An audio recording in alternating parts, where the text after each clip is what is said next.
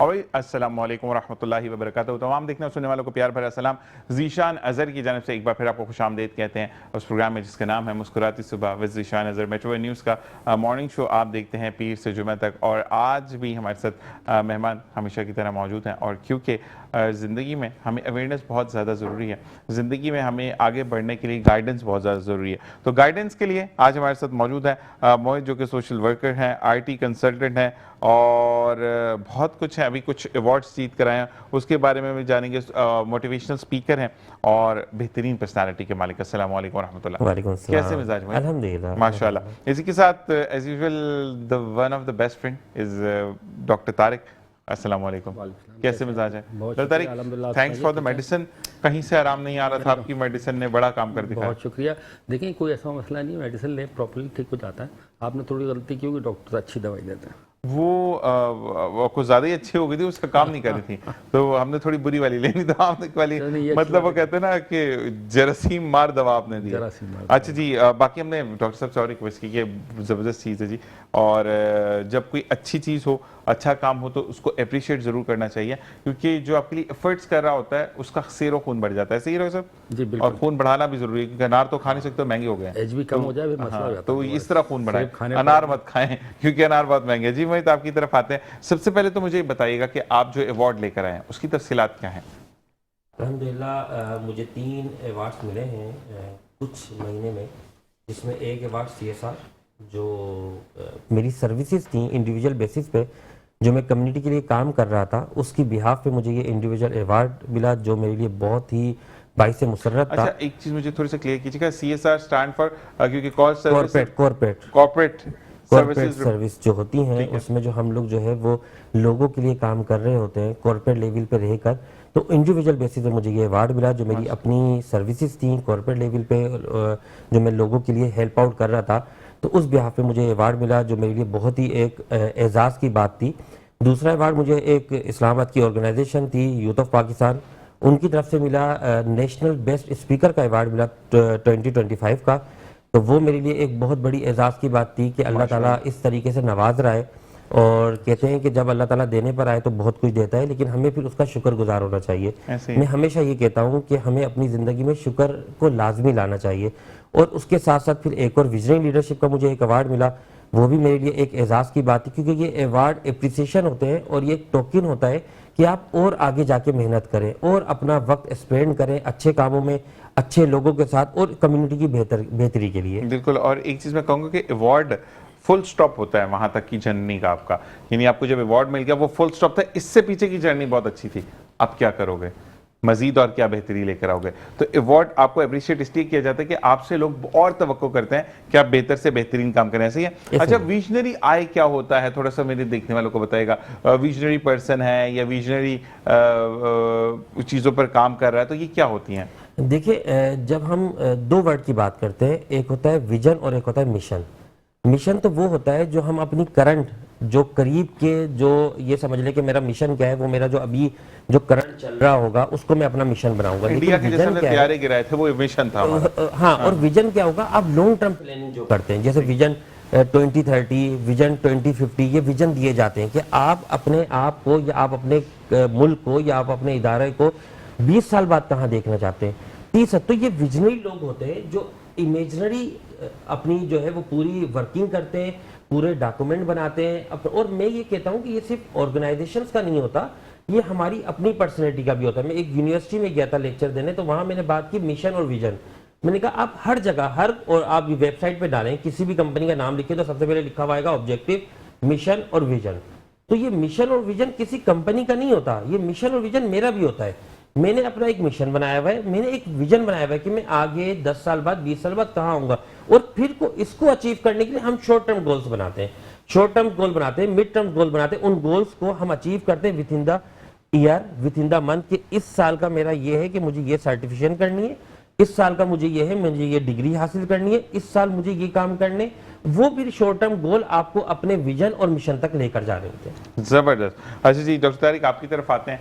मुझे ये बताइएगा कि आजकल जैसे कि मोहित से भी बात होनी है इस बारे में, मेंटल डिसऑर्डर बहुत ज़्यादा है लोगों को, रीजंस क्या है उसके? देखिए मेंटल डिसऑर्डर्स को हम ब्रॉड वे में ले तो बहुत सारी चीज़ें बीच में आती हैं, लेकिन सबसे कॉमन डिप्रेशन एंड एंजाइटी जो इस वक्त हमारे माशरे में, अगर बिल्कुल यूँ कहना चाहिए बिल्कुल 100% सच्चाई के साथ इसके डेटा लिया जाए तो मैं ये समझता हूँ 95% लोग इसके शिकार हैं। उसकी बेसिक वजूहात में हमारी सोशल अनरेस्ट शामिल है। सोशल अनरेस्ट में आप देखें बहुत सारी प्रॉब्लम आती है कि एक कॉमन पर्सन जो गरीब आदमी, ऊपर के लेवल पर तो ये है डिप्रेशन, लेकिन नीचे के लेवल में प्रोड्यूस किया गया है। उसकी वजह ये होती है, देखें हम सुबह से लेकर शाम तक मेहनत करते हैं अपने आराम के लिए, अपने बच्चों के आराम के लिए, लेकिन जब वो हमें वो नहीं मिल रहा होता, जैसे मैं फ़र्ज़ करें काम पे जाता हूँ, एक आम आदमी काम पे गया, काम से आने के बाद मैं घर पे पहुँचा, गैस नहीं है, मैं जब उसके पीछे भागदौड़ शुरू कर दी, पता लगा थोड़ी देर बाद अब लाइट नहीं है, फिर लाइट के पीछे पहुँचे 2 दिन से पानी भी नहीं आ रहा। तो ये सारी प्रॉब्लम मिलजुल के हमारी सोशल अनरेस्ट और डिप्रेशन एंजाइटी क्रिएट करती हैं। जो मेडिकली भी हम कोशिश ये करते हैं, जैसे मैं जीपीशिप करता हूँ तो मेरे पास इस किस्म के बहुत सारे पेशेंट आते हैं कि बज़ाहिर उनको कोई बीमारी नहीं होती, लेकिन डिप्रेशन एंजाइटी में जब आदमी डीप चला जाता है तो उसकी वो जो छोटी छोटी सी बीमारियां होती हैं वो उसको बड़ी लग रही होती हैं। फर्ज करें गैस्ट्रिक प्रॉब्लम शुरू हो गया, अगर वो मामूली सी मेडिसिन लेगा तो बेहतर हो जाएगा, बट उसके दिमाग में अब यहाँ तक बात पहुँच गई मेरे मैदे में जख्म तो नहीं हो गए। अब वो सारी क्वेश्चन ऐसे होते हैं कि डॉक्टर को पता है जख्म नहीं हुई, लेकिन पेशेंट के जहन में ये बातें आ जाती हैं, तो ओवर एक्साइटेड ओवर थिंकिंग शुरू कर देता है। It is a main symptom of depression. असल में एक बात और मैं कहूँगा कि जैसे आपने कहा कि हमें प्रॉब्लम है, अच्छा कुछ चीज़ें एग्जाइटी होती, कुछ चीज़ें जानलेवा होती। जैसे कि एक जगह पे महमूदाबाद का इलाका है, वहाँ पर एक लड़का जो कि काम कर रहा था, वालदा भी बीमार थी, उनको भी देखना, घर आता था लाइट नहीं होती थी और 9-9 घंटे कंटिन्यू लाइट जा रही है वहाँ पे, मतलब 8-7 घंटे का तो एक फेज जाता है वहाँ पे ना। तो वो बच्चा इतना, मतलब अम्मी घर पे आई, फिर उनको देखना, लाइट नहीं होती थी, सो नहीं सकते, गर्मी है और छोटा सा उनका एक कमरा है। तो आप यकीन करें कि 11 दिन के कंटिन्यू करने के बाद उसका दिमाग ऑफ हुआ, मतलब बिल्कुल ही सुन सा हो गया। वो हॉस्पिटल लेके गया, बिल्कुल डाउन टू हाई गया, हार्ट अटैक हुआ, मर गया। तो मकसद ये है कि कौन जिम्मेदार? देखिए उसमें ऐसी चीज़ होती है, डिप्रेशन और एंजाइटी लीड्स टू सुसाइड। बहुत सारी चीज़ें इसमें भी आती हैं कि डिप्रेशन एंजाइटी अनट्रीटेड हो, फिर हमारे यहाँ एक ओवर द काउंटर सेलिंग होती है ख्वाब आबर दवाओं की, मतलब जो सोने की दवाइयाँ होती हैं, नींद की, उसका बेजा और गलत इस्तेमाल जो है वो लीड्स करता है इन्हीं सारी चीज़ों को। देखिए सोशल अनरेस्ट होगा, आप सारा दिन परेशान होंगे, काम पे सुबह जा रहे हैं, रात को घर पे सोने के लिए आ रहे हैं तो आपको नींद भी नहीं मिल रही, और जो बंदा बेरोजगार है उसके लिए तो और बड़े मसले मसाइल कैसे सोचेगा, वो सारे चीज़ों को देख रहा होता है। तो वो बात वक्त इसके लिए स्लीपिंग पिल्स लेने शुरू करते थे, जिसका हैंगओवर और साइड इफेक्ट बहुत खतरनाक होता है। उसमें जैसे ये फ़र्ज़ करें अटैक हो गया तो आप मिसयूज़ करते हैं कोई भी बायो मेडिकल की मेडिसिन को, खासतौर पर नींद की गोलियों को, उसका बैड इफेक्ट इस तरह से आ सकता है। ठीक है जी, आपकी तरफ आते हैं, मुझे ये बताएगा कि टाइम को मैनेज कर, टाइम मैनेजमेंट क्या चीज़ है, उसको कैसे मैनेज कर सकते हैं? क्योंकि कुछ लोग ये कहते हैं कि जब सक्सेसफुल हो जाते हैं तो बड़ी बड़ी बातें करते हैं, हमारे टाइम पे हमारे फेस पे तो ये भी आ सकते, तो किस तरीके से आप लोगों को एड्रेस करते हैं? अच्छा देखिए, टाइम मैनेजमेंट का जो वर्ड है ना, तो मैंने रिसेंटली एक कॉलम पढ़ा या मैंने एक स्टडी पढ़ी और मैं कहता हूँ, अब मैं उसके बाद फिर मैंने इस टाइम मैनेजमेंट को चेंज कर दिया मैनेज योर सेल्फ से। टाइम मैनेजमेंट का मैं आपसे ही सवाल पूछूंगा, क्या हम सेकंड को सेकंड से तब्दील कर सकते हैं? क्या हम मिनट को कम करके सेकंड के बराबर ला सकते हैं? क्या हम आवर को मिनट, हम कुछ नहीं कर सकते। हम टाइम को, जो टाइम है एक दिन, जो दिन और रात 24 घंटे कवर हो रहे, क्या कभी मैंने और आपने सोचा कि यार आज जो है वो 2 दिन गुजर जाए इन 24 घंटे में? कभी कभी होता है कि रात मुश्किल होती है, हम कहते हैं यार रात जल्दी से गुजर जाए, लेकिन वो 24 घंटे या 8 घंटे, वो 6 घंटे अपने टाइम पे, सेकंड पे, किसी भी घड़ी बनाने वाले ने कोई ऐसी घड़ी नहीं बनाई कि वो आपको बोले और कहे कि निशान साहब ये घड़ी जो है 12 घंटे के बाद आपका दूसरा दिन हो जाएगा। ऐसा नहीं है। टाइम यूनिवर्सल ट्रूथ है, टाइम चेंज नहीं हो रहा। मैं अपने स्टूडेंट्स को या मैं अपने दोस्तों को या मैं जहां पे बात करता हूं या मैं अपने लिए, मैं एक वर्ड यूज करता हूं, मैनेज योर सेल्फ। मैंने टाइम से लड़ना छोड़ दिया, टाइम को मैनेज नहीं कर रहा, मैं अपने आप को मैनेज कर रहा हूं, मैं अपने आप को मेंटेन कर रहा हूं, मैं अपने आप को सिंक कर रहा हूं, मैं अपने आप को जो है वो बना रहा हूं उस टाइम के साथ, कि मैं अपने आप पर मेहनत करूं ना, कि मुझे ये काम करना है, इस वक्त में करना है, तो मैं अपने काम को मोल्ड करूं। मुझे सोशल एक्टिविटीज करनी है 2 घंटे, तो उस 2 घंटे में मैं अपनी वो सोशल एक्टिविटीज जो है कंप्लीट करूं। मुझे कोई नॉलेज के लिए कोई बुक पढ़नी है, तो वो जो 1 आवर है उसमें वो जो बुक का जो मेरा टारगेट है मैं उसको अचीव करूं। मुझे कहीं जाना है तो मैं अपना शेड्यूल अपने आप को मैनेज करूं। अगर मैं समझ रहा हूं कि मैं गाड़ी में नहीं पहुंच सकता, मैं बाइक निकाल के चला जाऊंगा। क्यों? क्योंकि मुझे टाइम पे पहुंचना है। अब टाइम को मैं आगे पीछे नहीं कर सकता, लेकिन मैं अपनी कन्वेंस को, अपनी गाड़ी को चेंज कर सकता हूं। मैं अपनी रूट को, एक रूट देख रहा हूं यहाँ पे ट्रैफिक जाम है, अब लादी बात है टाइम पे पहुंचना है, मुझे मैनेज करना है, मैं अपना रूट चेंज कर लूंगा। मुझे खाना खाना है, मेरे पास टाइम है कि मुझे आर्डर, मैं अपनी दूसरी एक्टिविटीज को देखूंगा कि मैं उसको सॉर्ट आउट कर दूं, कम कर लूं, क्योंकि मुझे डाइनिंग टेबल पे इस टाइम पे जाना है। तो ये चीज जो है ना टाइम मैनेजमेंट, इसको मैंने जो है वो, या अब जो मैं बात करता हूँ, मैं बात करता हूँ मैनेज योरसेल्फ। और मैंने ये देखा कि जब से मैंने टाइम मैनेजमेंट के बाद मैनेज योरसेल्फ करना शुरू कर दिया, तो मेरे काम बहुत आसान हो गए और मेरा कॉन्सेप्ट ही टोटल चेंज हो गया, और इससे बहुत चीजें बेहतरी की तरफ आ गई। बिल्कुल, आप टाइम को कहते हैं ताबे करना, वो लोग कहते हैं क्योंकि टाइम किसी के ताबे ही नहीं होता। आप अपनी चीजों को खुद से, रेफरेंसेस को खुद से बेहतर करना शुरू करें। यानी डॉक्टर तारिक ने आना है शो पर, ये टाइम फिक्स है। मैनेज डॉक्टर साहब ने अपने आप को करना है कि मैंने इतने बजे पहुंचना है, तो this is called time management या आप सेल्फ मैनेजमेंट। और बाकी अगर आपको नहीं हो तो वो आपकी दीवारों पर भी लिखा होता है, महबूबा आपके कदमों में, उनके पास चले जाए, वो जल्दी से मैनेज करवा देते हैं। अच्छा डॉक्टर साहब, आपकी तरफ आते हैं, मुझे ये बताएं कि अब जो एकदम से वेदर चेंज हो रहा है, एकदम से किसी दिन बहुत कड़ाकेदार गर्मी है और किसी दिन बड़ा नॉर्मल मौसम है, टूवर्ड्स इसी तरह करते हैं हम, ठंड की तरफ चले जाएंगे, और अक्टूबर ऐसा ही होता है, बड़ा गर्म अक्टूबर होता है हमारा बेचारा, दोनों। तो मुझे ये बताएं कि अब मिला जुला मौसम है, खुश्की बहुत ज्यादा है, गले में खुश्की हो जाती है, आपको सांस लेने में प्रॉब्लम होती है, तो कैसे? हाँ, देखिए अभी जो वेदर जा रहा है ये इस किस्म का कि दिन में गर्मी है और आहिस्ता आहिस्ता रात में वेदर थोड़ा सा कूल डाउन हो जाता है। अब ये वेरिएशन वेदर की जो है ये हमारे गले के लिए और ख़ासतौर पर बच्चों के लिए, बड़ों बुजुर्गों के लिए भी बहुत प्रॉब्लम क्रिएट कर रही होती है। इसमें अपर रेस्पिरेटरी ट्रैक इन्फेक्शन ज़्यादा आ रहे होते हैं। अपर रेस्पिरेटरी में हम शुरू में सिर्फ गले को ले लेते हैं क्योंकि हमारा गला ड्राई होता है, तो ये अपॉर्चुनिस्टिक वायरस जो होते हैं इस मौसम में बहुत ज़्यादा तंग कर रहे होते हैं, खासतौर पे फ्लू वायरस। अब उसकी एक बेसिक वजह ये होती है कि हम जो अपनी ईटिंग हैबिट्स हैं वो पिछली लेके चल रहे होते हैं, ठंडा पानी ये वो हर चीज़ ले रहे होते हैं। तो इस वेदर में थोड़ा सा अगर हम अवॉइड करें ठंडे पानी को और हॉट ड्रिंक ज़रा ज़्यादा लें तो हम, और पानी ज़्यादा पिए, सादा पानी, तो हम इससे अटैक से बच सकते हैं। सब इसी के साथ साथ हम पूछेंगे कि विटामिन सी का कितना इंटेक होना चाहिए और विटामिन सी किस फॉर्म में हम लेंगे। ब्रेक के बाद देखते रहिए मुस्कुराती सुबह with Zeeshan Azhar. Welcome back, और इसी के साथ साथ एक बार फिर मौजूद हैं आपके साथ मुस्कुराती सुबह विद ज़ीशान अज़हर में। और बिल्कुल जनाब, हम ये कहते हैं कि इस वक्त कैमरे पर ज़ुबैर भाई मौजूद हैं, अदील भाई और हमारे रमीज़ भाई, ज़ुबैर भाई, और साथ हमारे इरफान भाई मौजूद हैं इस वक्त हमारे पीसीआर में। और आसिफ भाई के लिए हम ये कहते हैं कि अल्लाह तबारक व तआला उनकी वालदा को सेहत अता करे। भट्ट साहब आज बीमार हैं, भट्ट साहब को अभी अल्लाह ताला सेहत व कामला आजिला नसीब फरमाए। और इसी के साथ साथ चीज़ें मैनेज होती चली जाती है, लेकिन आप बहुत इंपॉर्टेंट है हमारे लिए। अच्छा जी, मोहित साहब आपकी तरफ आते हैं, मुझे ये बताइएगा कि एंजाइटी और डिप्रेशन को आप कैसे देखते हैं, उसको कैसे मैनेज कर सकते हैं? कल मेरी एक कन्वर्सेशन हो रही थी, मीर पुखास की एक बहुत अच्छी लॉयर है, एडवोकेट गुल सिंगार साहिबा, अल्लाह ताला उनको तरक्की दे, कामयाबी दे।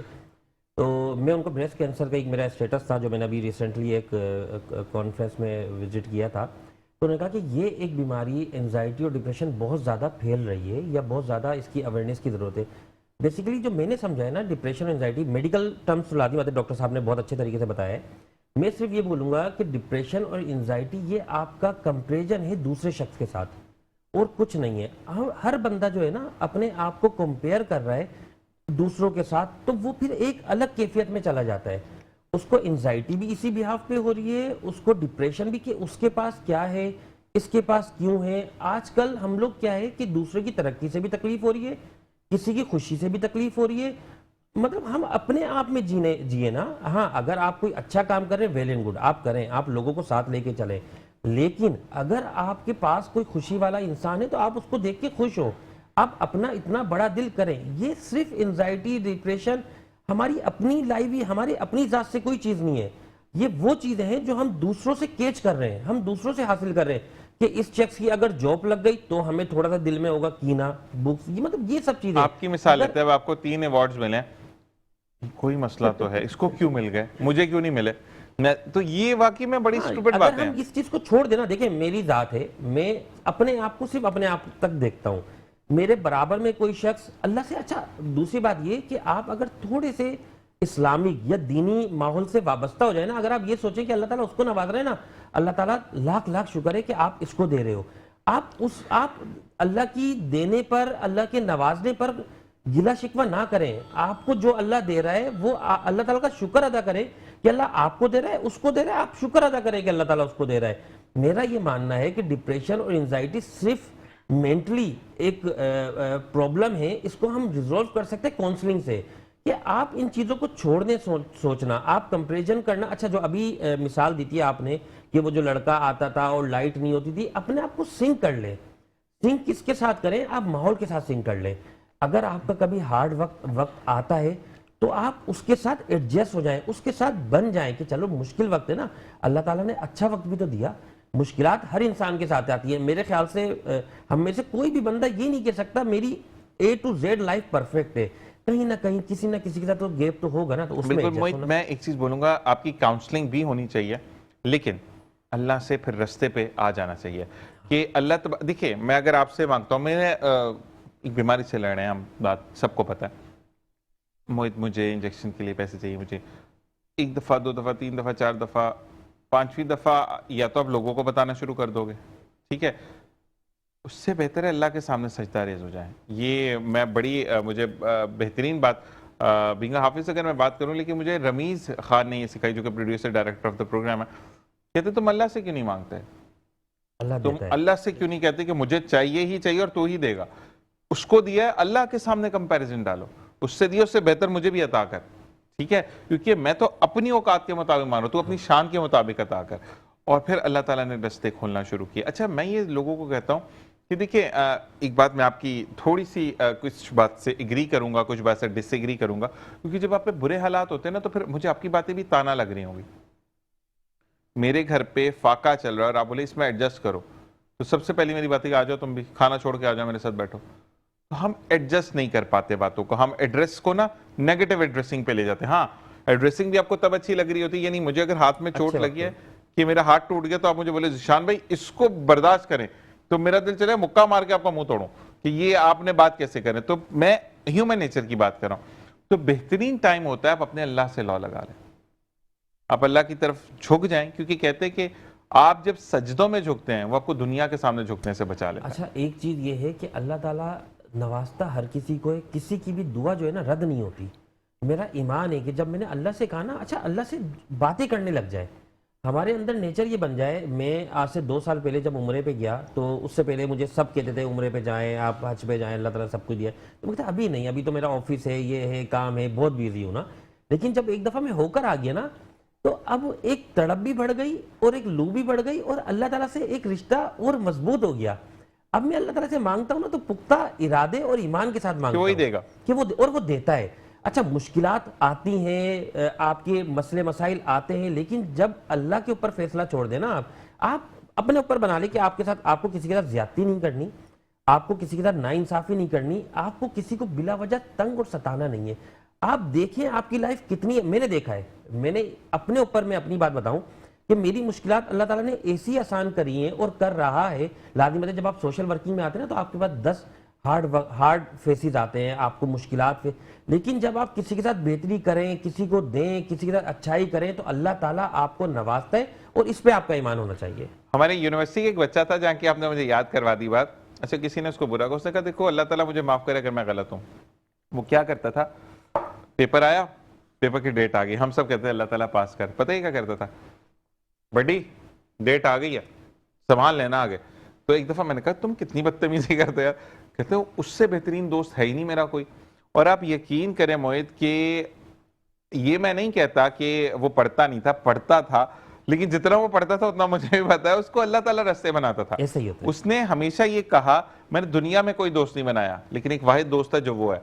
मेरा रोना, मेरा धोना, मैं खुश होता हूं तो पहले कमरे में जाके उससे बात करता हूं कि देखो आज मैं खुश हूं, तुमने मुझे अता किया, आगे भी अता करना। तो वाकई में आपका पुख्ता ईमान होना चाहिए। डॉक्टर साहब आपकी तरफ आते हैं, एलर्जी स्किन की बहुत ज्यादा फैल गई, लेकिन उससे पहले मुझे बताएं विटामिन सी हम किस तरह ले सकते हैं? कि एक वो बड़ी सी बोतल आती है, उसमें गोली आती है, तो वो बच्चे भी खा सकते, पी सकते हैं या नहीं? क्योंकि आजकल विटामिन सी का बेहतरीन सोर्स है। मैं उन लोगों की बात कर रहा हूँ जो अफोर्ड कर सकते हैं, जो अनअफोर्डेबल है उनके लिए कोई ऐसी बात नहीं होती, उनके लिए कोई ना कोई नियमो बदल होता है, जैसे कि नींबू, आप नींबू पानी पी सकते हैं। अच्छा, मुझे ये बताएं कि जो क्योंकि विटामिन सी का बेस्ट सोर्स है ऑरेंज जूस, बॉक्सेस में जो आ रहे हैं वो तो इसराइली प्रोडक्ट में आ रहे हैं, तो will just boycott of it. तो मुझे ये बताएं कि अब हम किस तरीके से विटामिन सी का इंटेक करें कि जो छींकें लग जाती हैं, सुबह उठ के नाक बंद है, गले में खराश है, वो कैसे दूर हो? अभी खुद ही बताया कि हाँ ऑरेंजेस वगैरह आ रहे हैं, लेकिन विटामिन सी हमारी बॉडी के लिए इंतहाई ज़रूरी विटामिन होता है, वाटर सॉल्युबल होता है, इसलिए बच्चे के लिए भी बहुत अच्छा रहता है। इसकी डेली हमारी रिक्वायरमेंट होती है 90 माइक्रोग्राम। अगर वो हम किसी भी सोर्स से ले लेते हैं मोर देन इनफ, हमें फिर किसी चीज़ की ज़रूरत नहीं पड़ती। ऑरेंज जूस या fresh orange juice is best source, और जितने सिट्रस फ्रूट्स होते हैं उसके अंदर हमें विटामिन सी मिलता है। लेकिन इसको आप हैरान होंगे कि इसका सबसे बड़ा जो हमें इफेक्ट मिलता है विटामिन सी का, इस सीज़न में हमें ऑरेंजेस भी दिए जाते हैं अल्लाह ताला की तरफ से एक इनाम के तौर पर, तो ये हमारी इम्यूनिटी को बहुत ज़्यादा बूस्ट करता है। जबरदस्त। हमारी इम्यूनिटी टोटली विटामिन सी की वजह से बहुत बूस्ट लेती है, तो हम ये वायरल इन्फेक्शन से वैसे भी बच सकते हैं। ठीक है, और एलर्जी के लिए बताइएगा।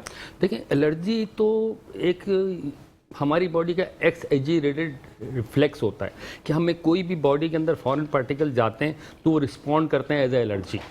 हमें उसके लिए सबसे बेस्ट ये है कि अपने खाने में प्रोटीन, एग्स और मतलब हॉट ड्रिंक्स वगैरह ज़्यादा लें, तो ये सिंपल एलर्जी से आप बच सकते हैं। अच्छा, मुझे और बताइए। एलर्जी से बचें सिंपल। अच्छा डॉक्टर साहब, एक सवाल ये भी था कि डॉक्टर तारिक आए तो उनसे पूछेगा, एक भाई है उनको भी एलर्जी है इसी तरीके से ना, जिस तरह मुझे ये स्किन वर्म कहेंगे या रिंग आर्ट कहेंगे जो भी है, ठीक। तो आप वो कहते हैं कि एक बंदे ने कहा कि तुम कॉफी पीते हो ना उससे ज्यादा हो जाती है।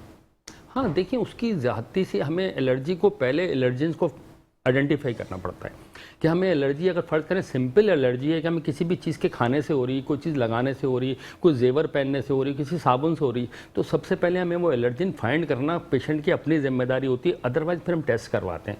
अगर आप उस एलर्जिन, जैसे अंडा खा लेते हैं कुछ लोग, उनको उससे एलर्जी, गंदम से एलर्जी हो जाती है, दूध से एलर्जी हो जाती है, तो पहले आपको आइडेंटिफाई करना पड़ता है किस चीज़ से आपको एलर्जी है। ये सिंपल एलर्जी की बात हो रही है, क्योंकि एलर्जी स्टार्टिंग में सिर्फ छोटी सी होती है, फिर वो बढ़ के ज़्यादा शक्ल इख्तियार कर लेती है। जितनी खारिश हो बॉडी, हाँ नहीं, ये this is not allergy, this is kind of eczema type की एक चीज़ है, या फंगस कह लें, तो एलर्जी में और इसमें डिफरेंस होता है। ठीक है। और बाकी में डॉक्टर तारिक से आप कंसल्ट करें।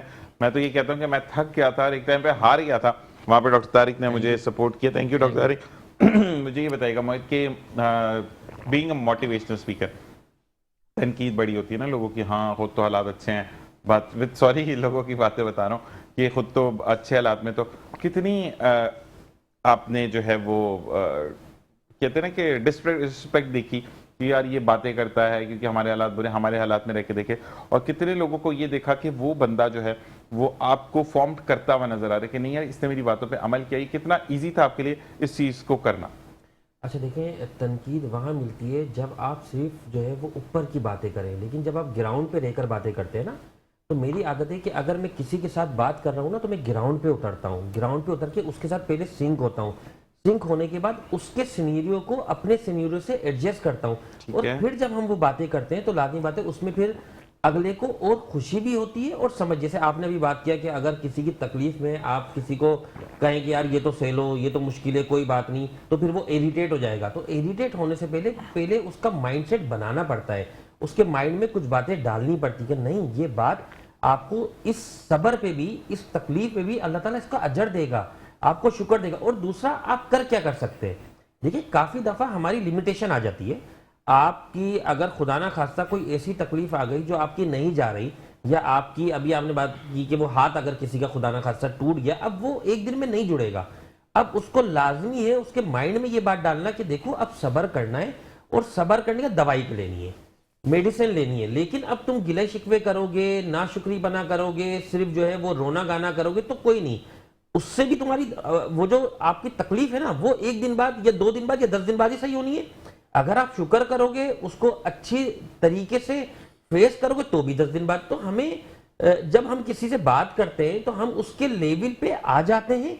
आने की बात, मैंने अपने आप को हमेशा ये कोशिश की है कि मैं किसी से भी बात करूं तो मैं हमेशा पहले देखूं कि वो सामने वाला है क्या, वो किस लेवल का है, वो किस तबके से ताल्लुक करता है, ताकि फिर मैं उसको उसी के साथ बात करके सिंक होके उसकी पेन पॉइंट को जो है वो रिमूव कर। असल में मोहित, हमारे यहाँ पे मसला ये है आप किसी की तीमारदारी के लिए जाते हैं, बड़ी अच्छा आपने पॉइंट फेस किया।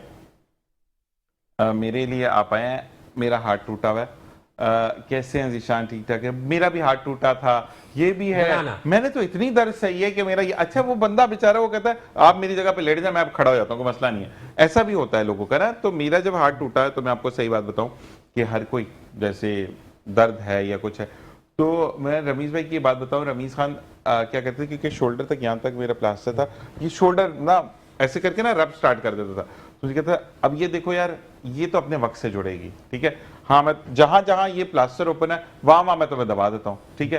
फिर उसके बाद कहता है अब तो सही होगी। अच्छा एक दो दफा ना मैंने कहा नहीं सही हो, तो मैं कौन सा इंजेक्शन लगा रहा हूँ, बस सही है, उसको बिलीव मतलब फील करो कि तुम बेटरमेंट की तरफ जा रहे हो। आपकी कंपनी बहुत अच्छी होनी चाहिए।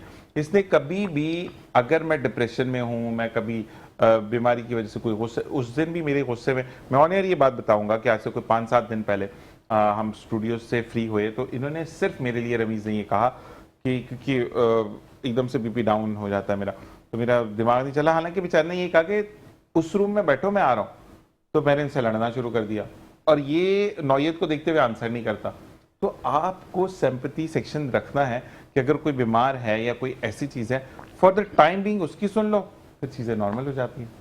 हाँ ऐसे ही देखें आप, लाज़मी बातें, जब आप दूसरों की तकलीफ को फील करेंगे। और एक बात यह है कि मैं यहाँ पे मरीजों को, एक बहुत अच्छी मिसाल थी जो मैंने कहीं पढ़ी, वो मैं इसलिए बताता हूँ कि आपके सारे नाजरीन वो सुने, कि एक बंदा है जो पूरा पैरालाइज है, उसका सिर्फ फेस काम कर रहा है वो, और उसके साथ कुछ ऐसे लोग हैं जिनका हाथ काम नहीं कर रहा, पैर काम नहीं कर रहा, किसी के साथ कोई मसला है। तो जब नर्स आ रही है तो नर्स कह रही है उस पेशेंट से कि आप कैसे हैं, आप ठीक हैं, बिल्कुल सही हैं आप, मतलब एक जो होता है वर्डिंग होता है, आप ठीक हैं, आप कैसे हैं, आपको कोई तकलीफ है, तो मुस्कुरा के कह रहा है हाँ मैं बिल्कुल ठीक हूँ और मैं इंशाल्लाह जल्दी सही हो जाऊंगा।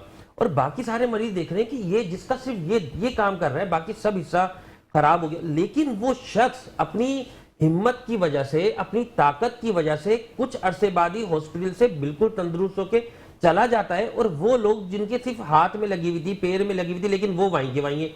इसके लिए मैं जरूर कहता हूं, खासतौर पे जो ऐसे लोग होते हैं जिनके साथ कोई तकलीफ होती है, कि आप हिम्मत जो है ना, ताकत जो है, वो आपको हर बुलंदी पर पहुंचा देगी। आप हर जंग लड़ सकते हैं। ये बीमारियां जो है, ये क्या कहते हैं, आपका सेल्फ डिफेंस अच्छा होना चाहिए, आपकी अपनी जो है वो इम्यून सिस्टम अच्छा होना। इम्यून सिस्टम क्या है आपका, एक तो ब्लड, एक मेडिकली सिस्टम है, दूसरा आपका माइंड का सिस्टम है।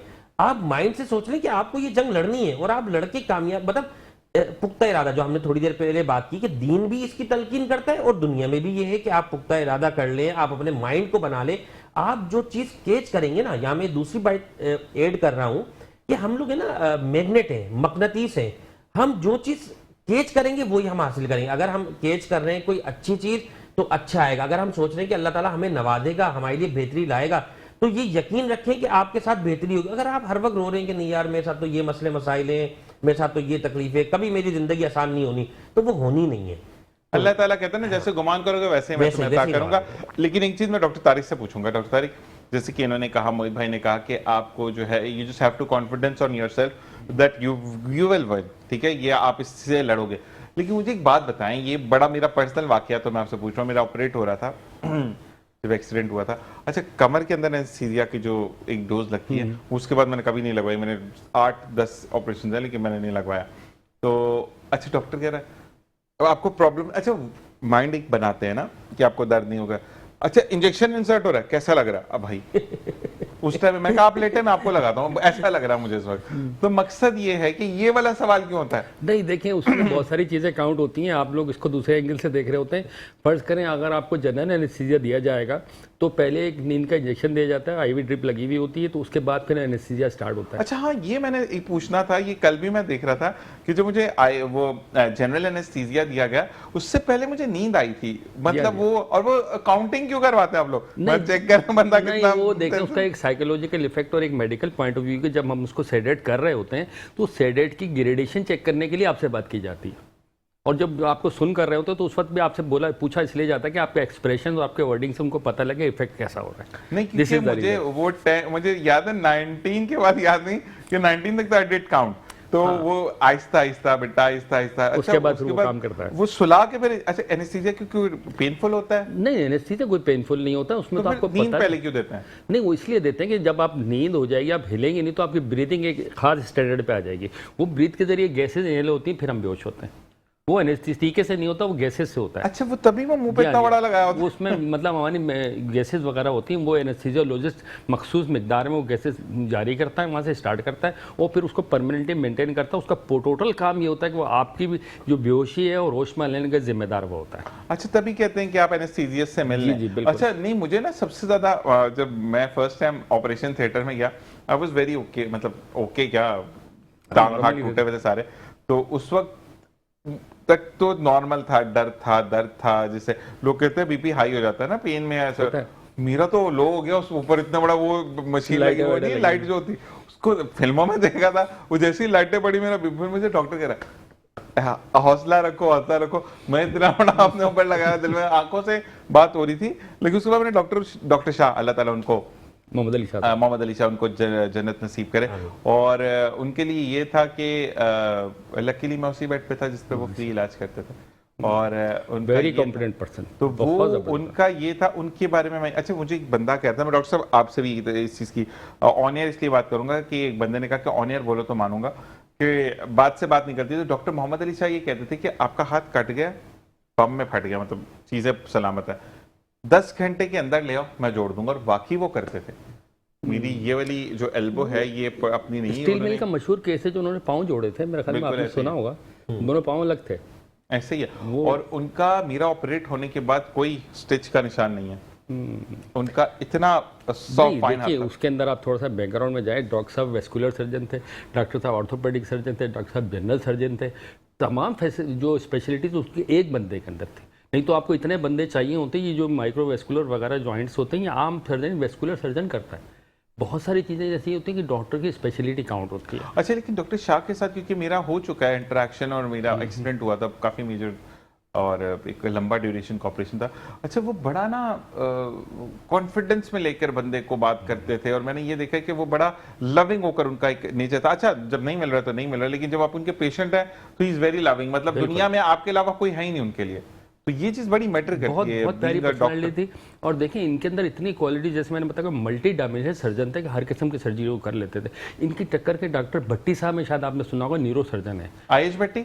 IH भट्टी। इस किस्म के डॉक्टर अब नहीं, ये बहुत एक्सपीरियंस लोग थे। मोहम्मद अली शाह साहब का नाम तो बहुत बड़ा है। आयुष भट्टी के साथ तरफ मैं गया क्योंकि मेरा आपको पता है कि पूरी साइड ली थी। तो आयुष भट्टी ने मेरे जब मोहरा का डिसलोकेटेड था तो MRI लिखा था, और MRI लिखने से पहले मेरे कमर पे हाथ रख के बताया था ये यहाँ, और वहीं पर प्रॉब्लम आया था। तो मैंने कहा आपने मेरे पैसे क्यों लगाए, मुझे ये बताया पहले। तो वो कहते हैं कि भाई देखो, मैं खुदा नहीं हूँ, मुझे बड़े अच्छे लगे उनके वर्ड्स, ठीक है, मैं एक्सपीरियंस से बता रहा हूँ, लेकिन मशीन इसीलिए ईजाद हुई है कि मैं क्लैरिफाइड कर जाऊं चीजों को कि आप होते तो वाकई में अल्लाह ताला, और लॉयल्टी थी। बिल्कुल। मैं एक बात बोलूंगा कि डॉक्टर मोहम्मद अली शाह के लिए, कि अब वो दुनिया में नहीं है, उनके वालिद जिस बेड पर लेटे थे, और वो बेड उनके, अब मुझे नहीं पता पर्सनल सिनेरियो क्या है, प्रेजेंट सिनेरियो क्या है, लेकिन वो उस बेड पर नहीं पता होता कि वो बेड कहाँ है, ठीक है, लेकिन उस बेड पर जो भी लेटता था उसकी पूरी जिंदगी का इलाज, मतलब जब तक उसका ऑपरेशन है ये जो भी, वो फ्री होता था, उसका OT का खर्चा भी नहीं होता था। तो वो अपने वालिद के, अच्छा देखिए मोहब्बत का तरीका होता है ना, हम कहते हैं बड़ी बड़ी देगे चढ़ा दी कर दी, नहीं। आप मुझे बड़ा अच्छा लगा एक बंदे का कि उन्होंने कहा, मैं एक प्रोग्राम करता था मेरी कामयाबी, तो उन्होंने कहा कि मैंने आज भी 11 होटलों का मालिक है, किस्सा लंबा हो जाएगा, तो उसकी अम्मी की दुआ थी उसको, कि उनकी अम्मी ने पहली कमाई पे कहा था चिप्स की रेडी लगाते थे कि अल्लाह अल्लाह तुम्हें 11 होटलों का मालिक करे, और वो हैं। कहते मैं आज भी महीने के जब मेरे चेक्स जमा होते हैं तो मैं सारे चेक्स लेकर जाता हूँ, मैं अपनी माँ के कबर पे बैठता हूँ, मैं सर अपनी माँ के मतलब पाँव की तरफ रखता हूँ, और कहते एक चेक निकालता हूँ मैं, वो 1 करोड़ का है, वो 1 लाख का है, वो 1000 का है, वो मेरी माँ का नसीब। तो मैंने कहा उसका फिर आप क्या करते हैं? कहते मैं गरीबों में देता हूँ, क्योंकि वो मेरी माँ का, दुनिया से तो वो चली गई, हिस्सा तो छोड़ के गई है ना। तो वो चीज़ होती है कि आपको अपने वालिदैन को बहुत ज़्यादा सम करना है। मोहित भाई, जाते जाते मुझे ये बताइएगा कि जो लोग बहुत ज़्यादा सेल्फ ऑब्सेशन होते हैं उनके लिए क्या कहेंगे? देखें, मैं तो बहुत तोप चीज़ हूँ वाले फॉर्म, मैं तो बहुत बड़ी तोप चीज़ हूँ, वो वाले फॉर्म को क्या कहेंगे? हाँ, आजिज़ी जो है ना वो कामयाबी का रास्ता है। आप हर देखिए इस दुनिया में ना आजकल हर बंदा बदमाश भी है, माजरत के साथ, हर बंदा बेहतर भी है, नॉर्मल भी है, लो क्वालिटी का भी है। अब आप लोग अपने आप को, इसकी मैं एक मिसाल देता हूँ, बड़ी अच्छी, मेरे अपना किस्सा है। मैं अपनी गाड़ी पे ड्राइव करके जा रहा था और मेरी गाड़ी को किसी दूसरी गाड़ी वाले ने टक्कर मार दी। अच्छा, गाड़ी भी नहीं, सब कुछ, और वो एक स्केच जो है बड़ा कॉस्टली था। तो मैं बड़ा गुस्सा आया उस टाइम मुझे ना, जब मैं बाहर निकला और देखा उस बंदे ने गाड़ी रोक ली। उसके बाद ना फिर मेरे दिल में कुछ आया और मैं मुस्कुरा के मैंने कहा, मैं ऐसे इशारा करा और कुछ बोला नहीं। अब बोलता तो शायद कुछ गलत निकल जाता या गुस्सा निकल जाता। तो उस बंदे ने भी माजरत की, माजरत बस वो लग गई, वो बड़ा अच्छा गलती उसकी थी। फिर आगे गए, 2 दिन बाद है ना मुझसे किसी गाड़ी पे लग गई। अब मैं सोच रहा कि यार ये शख्स तो मुझे छोड़ेगा नहीं, ये तो बड़ा वो तो निकला भी कोई बड़ा हेवी बॉडी और वो। तो जब वो निकला बाहर निकले, उसने देखा तो मैंने कहा माजरत, तो उसने कहा चले कोई बात नहीं, होता है। तो ये चीज जो है ना, आप रिसाइकिल होके आपके पास रिसाइकिल होके आपके पास आए तो चीज अच्छा, मुझे यकीन है कि अगर मैं उसको पकड़ता, उससे कुछ मांगता, कुछ लेता तो वो दे देता। मतलब एक चीज है ना, गलती उसकी सब कुछ, लेकिन अगर आप तोप बनेंगे ना तो आपका सामना भी तोप लोगों से ही होगा। अगर आप बहुत चौड़े बनेंगे ना, आपका सामना भी माजरत के साथ उन चौड़े लोगों से, लेकिन अगर आप अच्छे बनेंगे, आपका सामना आपकी सोसाइटी अच्छे लोगों से ही होगा। इस बात को भी मैं लोगों को सिखाता हूं कि आप जैसा अपने इर्द गिर्द के लोग चाहते हैं ना, आप खुद वैसा बन जाए। और दूसरी बात, यहाँ पे वक्त खत्म हो जाता है कि अल्लाह तबारक व तआला कहते हैं कि ताकत रखते हुए भी तो माफ कर मेरे देना। लिए झुकते हो या माफ कर बहुत दो, बड़ी बात है, बहुत तो बड़ी फिर बात है। उसका सिला मुझसे मांगो। आप तो बदला अल्लाह लेना ताला छोड़ दें, आप बदला लेना छोड़ दें, आप माफ करना शुरू कर दें, आप देना शुरू कर दें, फिर देखें आपकी जिंदगी कितनी हाँ, अच्छी ये होगी। जरूर है। अल्लाह ताला ने कुरान पाक में भी फरमाया है कि बदला ले सकते हो इस चीज का जो कि बहुत हार्म है, तो आप उसका बदला दुनिया में ले लो, क्योंकि अगर मुझ पर हाँ। छोड़ोगे तो मेरा अजाब बड़ा दर्दनाक है। तो अल्लाह तबारक व तआला किसी को नहीं छोड़ता। और वक्ती आप अपनी माँ से भी लड़ते हैं, अल्लाह से लड़े नहीं, अल्लाह से ये बोलें कि मुझे क्यों नहीं मिला, वक्त क्यों लग रहा है। अल्लाह ताला से मांगे, तहज्जुद का अपनी जिंदगी में शुरुआत करें, देखिए जिंदगी कितनी आसान होती है। बहुत बहुत शुक्रिया आप दोनों का, और डॉक्टर तारिक आपकी दवाइयों का इंतजार रहेगा। मिलते हैं ब्रेक के बाद कुछ नए मेहमानों के साथ। देखते रहिए मुस्कुराती सुबह विद ज़ीशान अज़हर।